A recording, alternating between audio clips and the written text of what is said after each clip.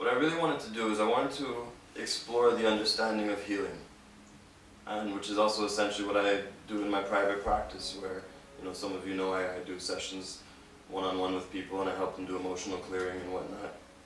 And so I wanted to explore that. I wanted to give you guys a deeper understanding of that, you know, so that you could kind of remain in that space, whereas you don't need to go into those troubles no more. And when things do come up, you'll be able to release them quickly and easily, effortlessly. Okay? So, all emotional damage, all emotional suffering, all emotional pain, all hurt is what's known as karma. And one of our purposes in life is to release our karma, to stop our wheel of karma by learning love and forgiveness.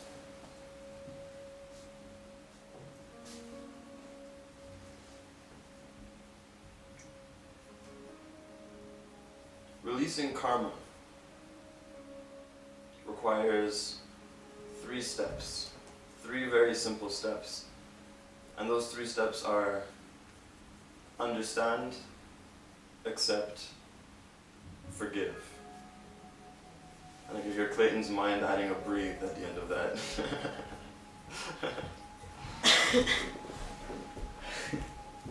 Was that right? This is a question you don't verify, right? No, please. Yeah, go right ahead. Understand, accept, and forgive. See, normally what most of us do is that when we're hurt, whether we're young or old, is that when we're hurt, when we feel pain in our heart, we like to suppress it. We don't like to feel that pain. We don't like to be anywhere near that pain. So what we do is we become emotional. We go into our emotions and we become either angry or depressed or frustrated or fearful or one of the other plethora of emotions you could go into.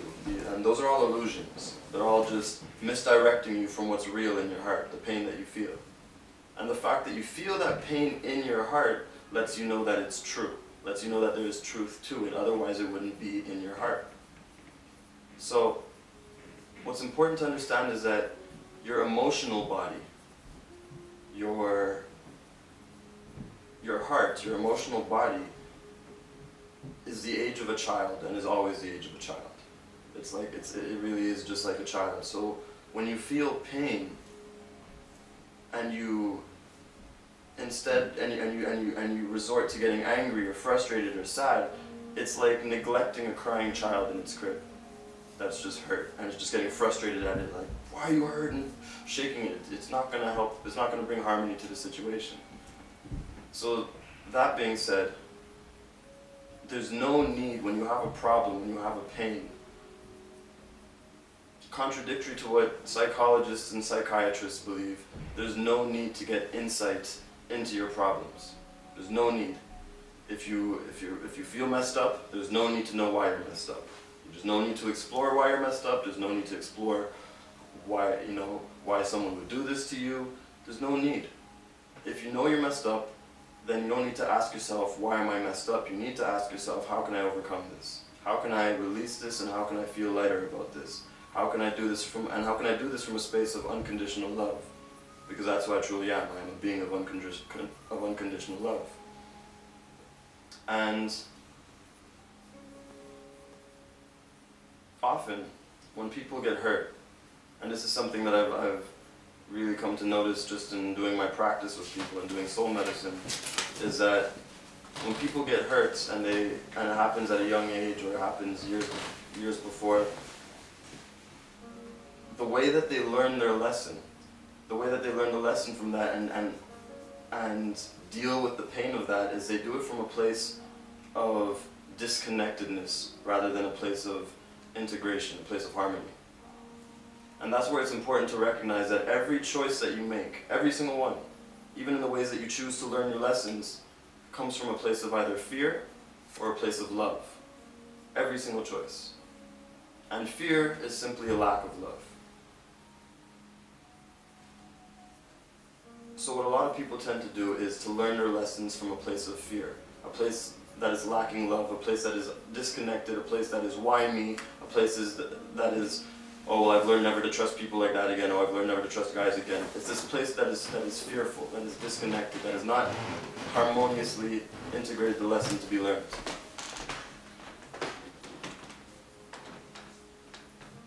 This is why those people, they may be able to understand and accept what happened to them, the pain that happened to them, but they will never be able to forgive, because forgiving requires you to be connected. It requires you to be integrated and harmonious.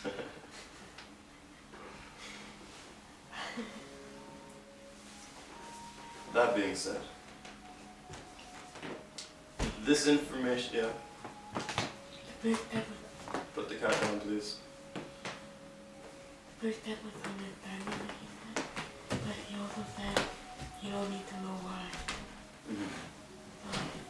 Well, you don't need to dig deeper into why. Like whatever information you have on the problem is more than enough. You don't need to, just understand that you have it. Just understand that it's there. Acknowledge that, okay, there's a problem, there's something that's making me feel low vibration, there's something that's making me feel shitty, there's something that's making me angry, there's something that's hurting me, something that's making me sad. This feeling, treat this feeling as a crying child. As a child, your emotional body is a child. So when you're feeling this feeling, the idea is to give it love and attention, not to disconnect from it. Because that the reason you're, pardon me? How do you do, that's what we're going to go into. That's what we're going to go into.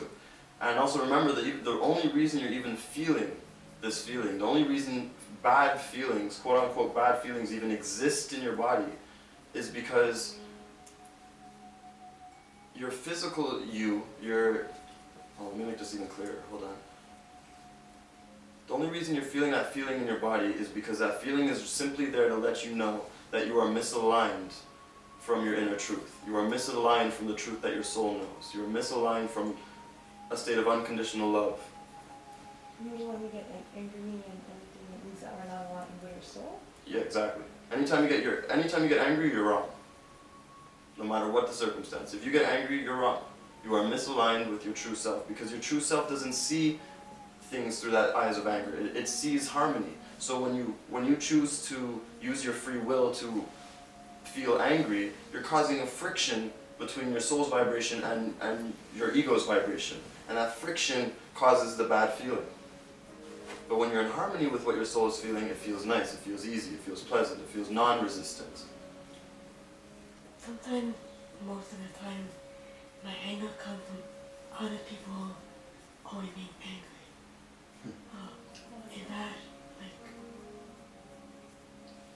my true self knowing the other people's alignment, like unalignment? I had a Going over story. this. It's like a twin, you know? Well, You wanna if you're, untie.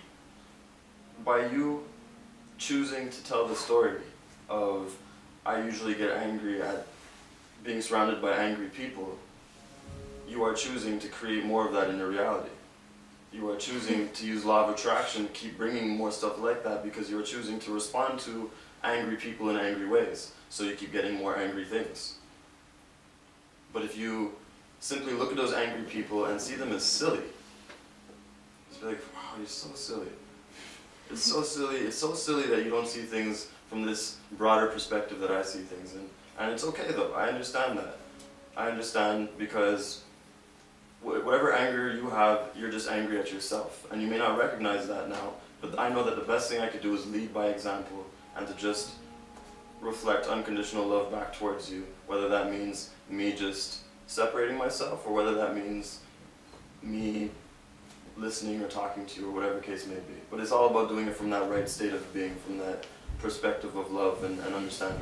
You have to let it within you. Exactly. Because I mean, it's important to note that everybody, with no exception, no matter how wrong they are in their actions, is acting to the best of their ability, is acting to the best of what they believe is true.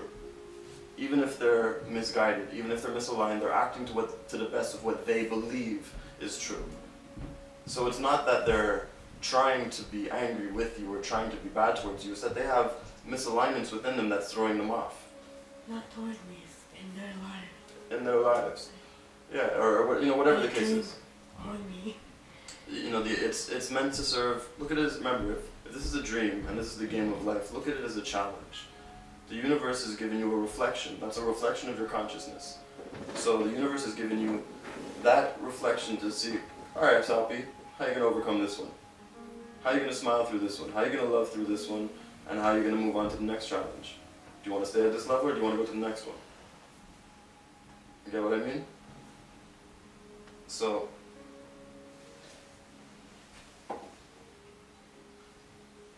remember when an easy way for me, I find, to always make my choices from a loving place rather than a fearful place, and an easy way for me to be able to harmonize even with those that I don't like, so quote unquote kind of thing, is recognizing that the law is one.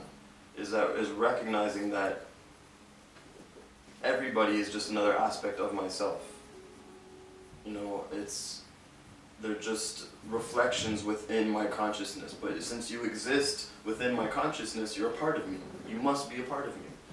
You know, that's why I even said in the first class, you know, when people choose to dislike a certain group, if they're like, oh, you know, like I hate Arab people or whatever, I mean, by saying stuff like that, what you're saying is that you're blocking yourself from getting to know and harmonizing from a group aspect of yourself, and that by choosing to do that, you're preventing yourself from becoming more of who you actually are, from becoming more of your complete self, because you've chosen to see that part of yourself as separate, even though the law is one, and everything within your consciousness, everything that you experience is you. So when someone pisses you off or someone does you wrong, you could see it as a part of your consciousness, a part of your reflection, or your soul's way of trying to teach you a lesson. Your soul's way of trying to have you learn something.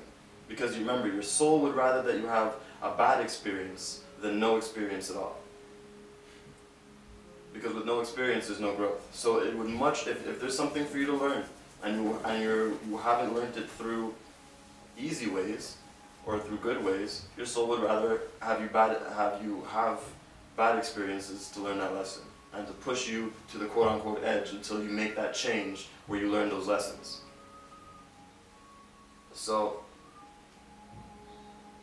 that being said, let's explore the 3 steps of releasing karma. Understand, accept, forgive.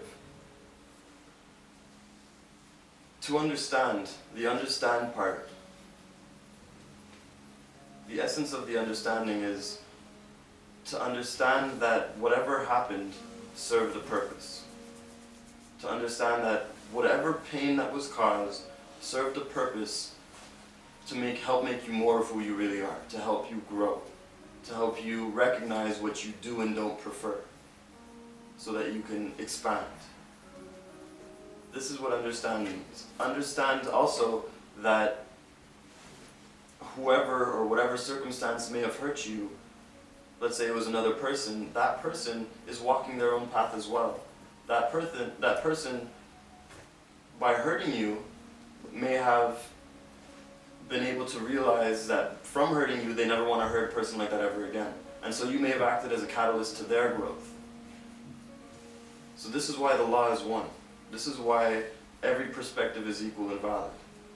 Because there really is always the other perspective to see, and it's a matter of seeing it from that broader perspective. So this is the understand portion. Is this part clear? Okay. Accept. The accept is accepting that this needed to happen, the way that it happened. And if it didn't happen in the way that it happened, you would not be the person that you are today. You would not have learned qualities, and you would not have grown in the ways that you have grown. I recently had a client who, after our session, I had asked her, or no, she had mentioned, she had said something along the lines of, yeah, but you know, I just wish that never had to happen to me. Like I forgive all those things happening, but I wish it never had to happen to me. And then I asked her, I said, well, what did you learn from it happening to you? And she said, well, I learned that I need to care for myself more, and I learned that I need to care for others, and I learned to be more compassionate. I said, okay, so by that thing happening to you, you learned the importance of caring for yourself and others. Was that not a valuable lesson to learn? And then she said, yeah, but you know, I just wish I didn't have to, you know, do it, it didn't have to happen like that. And then I told her, but what if that was your soul's way of letting it happen then, so that, just imagine if it didn't happen then, imagine how much worse it could have happened in the future. Imagine being older and then having to learn that lesson once you're already older and should have already learned to care for others, and then all of a sudden have things hit you like that. Wouldn't you prefer to learn that lesson in the past where you learned it? Isn't the best thing about the past that it's over? And then she's like, oh yeah. So I asked her, I'm like, would you change this if you could? She said, no. So what did you learn from it? Everything I needed to. Because from that thing happening to her, it allowed her to become more of who she actually was. Her soul allowed her to have a bad experience rather than no experience, for her to become more of who she was. And so she needed to accept that those things happened in the way that they needed to happen, at the time when they needed to happen. Does this make sense to everyone? Good. The final step, forgive, the most important step. In forgiveness is true wisdom.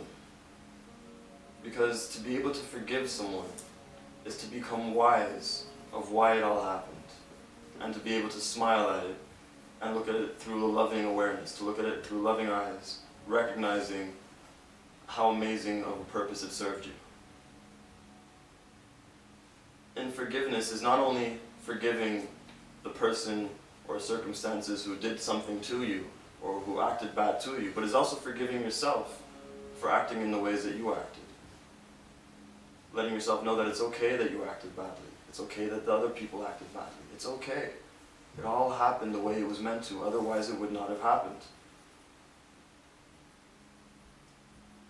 So true forgiveness is just from a place of unconditional love and knowing and wisdom, being able to forgive what has happened and forgive the behaviors that have transpired and recognize what you've learned from it and to be grateful for that. To be grateful for everything that happened and to genuinely say thank you. Thank you for hurting me. Thank you for doing that to me. It took me a long time myself to be able to forgive my father. I'm someone who, when I was 3 years old, my father left my life. He just up and disappeared. And for a long time that hurt me.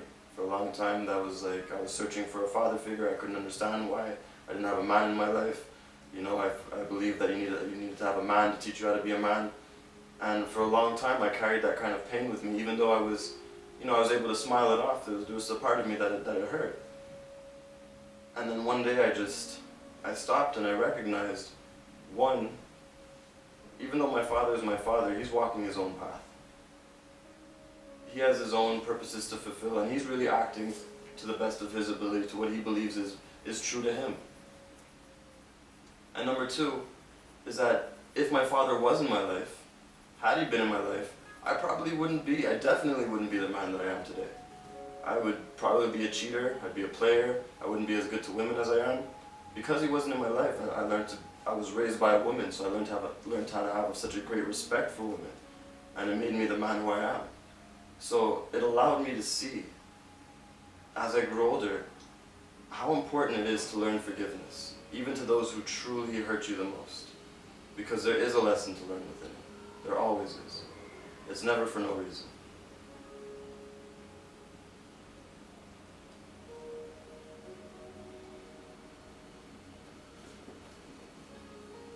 Does everyone understand forgiveness?